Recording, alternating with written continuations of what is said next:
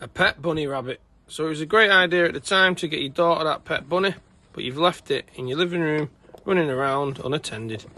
Unfortunately, we've got a little bit of spare carpet, not too much to work with.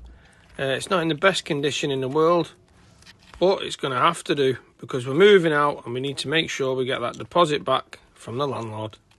If you do have pets, it's a handy tip to remember to investigate which flooring is compatible, and that way you won't end up with repair issues like this. Now this particular job does have quite a good backstory. I wouldn't normally do a carpet repair in this manner. I'd normally heat seam or use another method of repair.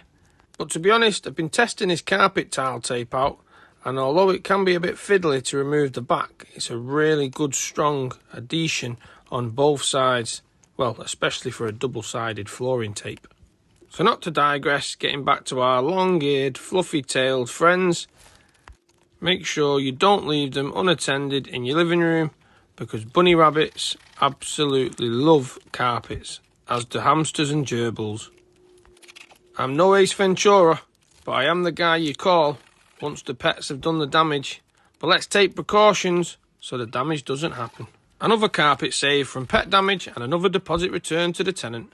Like and follow for more flooring videos.